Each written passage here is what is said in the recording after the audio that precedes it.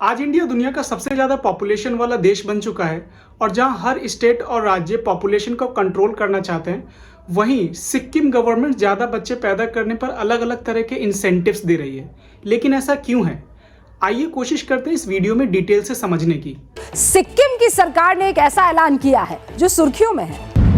दूसरे बच्चे के जन्म पर महिला कर्मचारियों की सैलरी बढ़ा दी जाएगी। तीसरी बार मां बनने पर महिला कर्मचारी को डबल इंक्रीमेंट मिलेगा। आम लोगों में अगर कोई महिला IVF टेक्निक से मां बनती है तो उसे 3 लाख रुपए दिए जाएंगे। हिमालय की गोद में बसा सिक्किम भारत का सबसे कम आबादी वाला राज्य है, जो अपने खूबसूरत नेचर, पेड़, पहाड़ और वादियों की वजह से नेचर्स लवर के लिए एक स्वर्ग के समान है। भारत में पॉपुलेशन कंट्रोल करने के लिए गवर्नमेंट की तरफ से कई कैंपेन भी चलाए गए, जैसे हम दो हमारे दो बच्चे ही अच्छे, 2 बच्चे हैं मीठी खीर, उससे ज्यादा बवासीर। ना समझी की या जल्दी की तो मुश्किल हो जाएगी। 1 2 3 4 कतार लग जाएगी। और बिहार और उत्तर प्रदेश जैसे राज्यों में तो गवर्नमेंट की तरफ से कई कानून भी बनाए गए। उत्तर प्रदेश में जनसंख्या नियंत्रण के लिए कानून की तैयारियां तेज हो गई। लेकिन सिक्किम में ज्यादा बच्चे पैदा करने पर गवर्नमेंट इंसेंटिव्स क्यों दे रही है? आइए सुनते हैं सिक्किम के चीफ मिनिस्टर से। तो क्योंकि अभी अगर हम लोग ऐसा काम नहीं करेंगे तो फिर मतलब इन फ्यूचर में प्रॉब्लम हो जाएगा। लेकिन सिक्किम के चीफ मिनिस्टर ऐसा क्यों कह रहे हैं? इस मैप को देखिए, जो इंडिया के हर स्टेट के फर्टिलिटी रेट को दर्शाता है, और इसमें सबसे कम फर्टिलिटी रेट है सिक्किम का 1.1। यही रीज़न है कि सिक्किम गवर्नमेंट ज़्यादा बच्चे पैदा करने पर अलग अलग तरीके के इंसेंटिव्स दे रही है।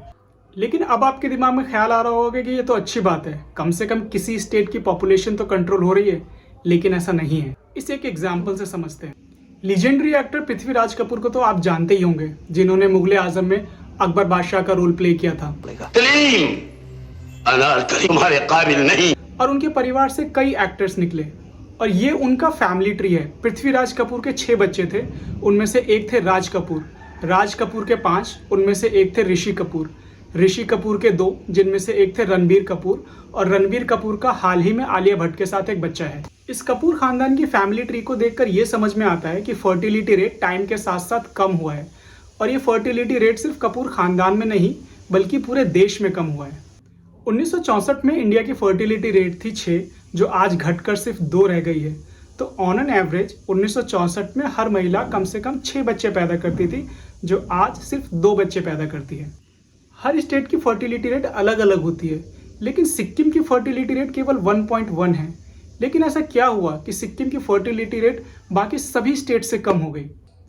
सिक्किम की अधिकतर महिलाएं काम करती है। सिक्किम की फीमेल लेबर फोर्स पार्टिसिपेशन करीब 60% है, जो कि इंडिया के 28% का तकरीबन दुगना है। ऐसा नहीं है कि सिक्किम में महिलाएं केवल छोटा मोटा काम कर रही है। 40% से ज़्यादा महिलाएं मैनेजरियल पोस्ट पर वर्किंग है। 90% सिक्किम की महिलाओं के पास अपना मोबाइल फ़ोन है, जो कि पूरे देश में सबसे ज़्यादा है। और ये भी एक रीज़न है सिक्किम की फर्टिलिटी रेट के कम होने का। कई डेवलप्ड कंट्री की रिसर्च ने बताया है कि फीमेल वर्कफोर्स पार्टिसिपेशन और फर्टिलिटी रेट का उल्टा रिलेशन है। विनकेलिया भूटिया, जो कि एक असिस्टेंट प्रोफेसर है सिक्किम के गवर्नमेंट कॉलेज के डिपार्टमेंट ऑफ सोशोलॉजी में, वो कहती है कि सिक्किम की एक वर्किंग मदर दूसरा बच्चा नहीं चाहती, क्योंकि जॉब के साथ साथ उन्हें बच्चा पालने में काफ़ी दिक्कतें आती है, और उनके लिए जॉब छोड़ना भी इतना आसान नहीं है। इस वजह से सिक्किम की महिलाएं कम बच्चे पैदा करती है। एक और रीज़न है सिक्किम में फर्टिलिटी रेट के कम होने का, क्योंकि यहाँ पर महिलाएं लेट शादी कर रही हैं, और अब महिलाएं भी लड़कों की तरह अपने हायर एजुकेशन और अपने करियर पर फोकस कर रही है। I love my job. इन सब चीजों के साथ में अपना सपने को भी जीना चाहती हूँ। I want to be me and give my dreams a flying colours. 2019 के डेटा के आधार पर 20 से 49 साल की एज में 25% महिलाओं की शादी नहीं होती, और तकरीबन 40% लड़कों की शादी नहीं होती। और लेट शादी करने से बच्चे भी कम होते हैं, जिसके मेनली 2 कारण हैं।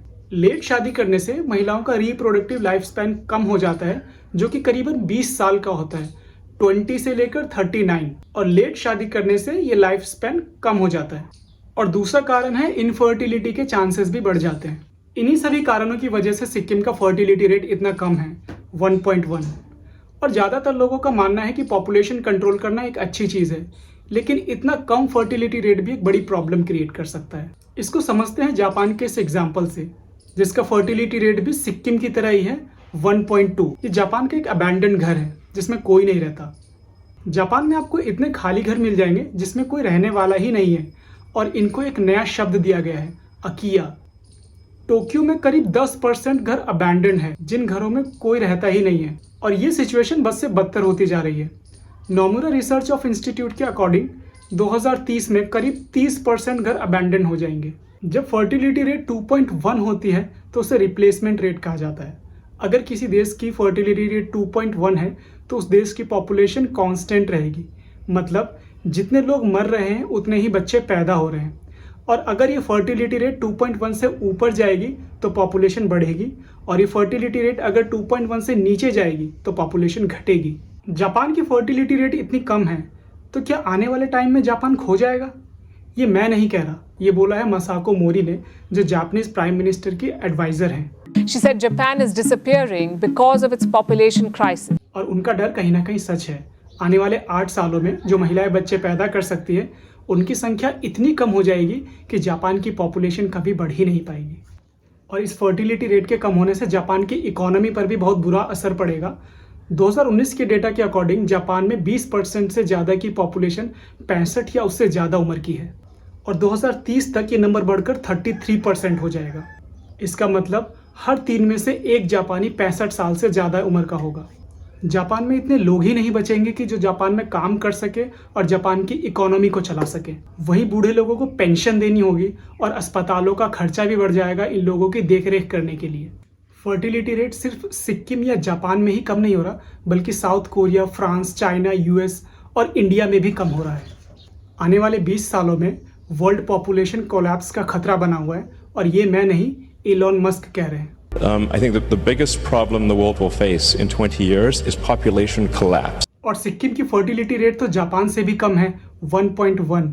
तो आने वाले टाइम पे सिक्किम को भी उन्हीं सब प्रॉब्लम से गुजरना पड़ेगा जिससे आज जापान गुजर रहा है। इन्हीं सब चीज़ों को देखते हुए सिक्किम की गवर्नमेंट ज़्यादा बच्चे पैदा करने की ओर बढ़ावा दे रही है और उनको कई तरह के इंसेंटिव्स ऑफर किए जा रहे हैं। अगर आपको मेरा वीडियो इन्फॉर्मेटिव लगा तो शेयर कीजिए इसे अपने दोस्तों के साथ, लाइक कीजिए और सब्सक्राइब कीजिए मेरे इस चैनल को इसी तरह के और इन्फॉर्मेटिव वीडियोस देखने के लिए।